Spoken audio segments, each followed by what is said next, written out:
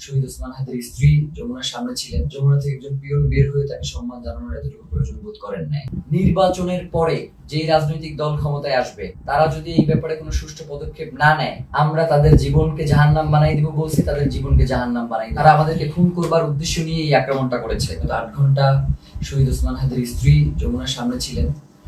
যমুনা থেকে একজন পিয়ন বের হয়ে তাকে সম্মান জানানোর এতটুকু প্রয়োজন বোধ করেন নাই।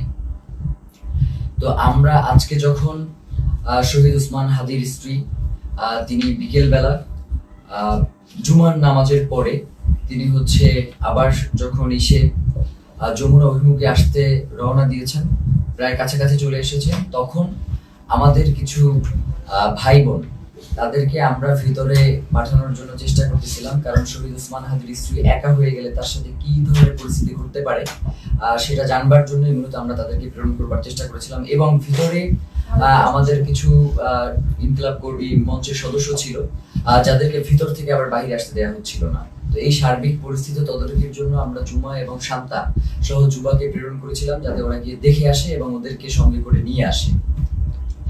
তো প্রথম অবস্থায় সেটা হচ্ছে পুলিশ কোনোভাবেই তাদেরকে ভিতরে যেতে দিবে না।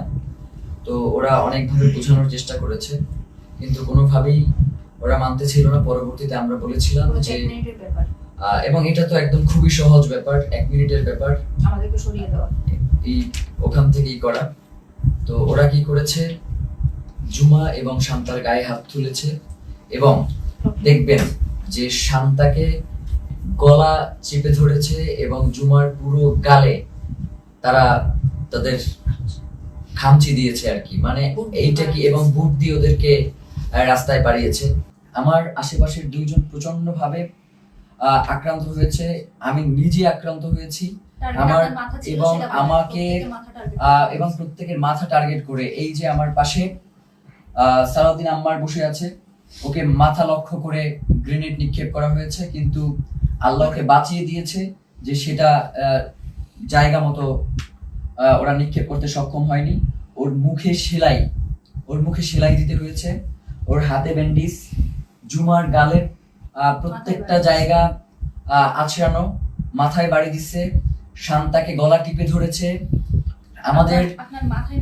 আমাদের এবং ইনকিলাব মঞ্চের যারা ভিতরে ছিল আমাদেরকে ওখান থেকে আমাদেরকে গুলি করে, রাবার বুলেট নিক্ষেপ করে সরিয়ে দেওয়ার পরে তারা আমাদের যে সকল ভাই ভিতরে আটকা ছিল, শত শত পুলিশ গিয়ে তাদেরকে নির্বিচারে পিটিয়েছে। ফাহিম সহ 2-3 জনের হাত ভেঙে গিয়েছে এই পিটানে।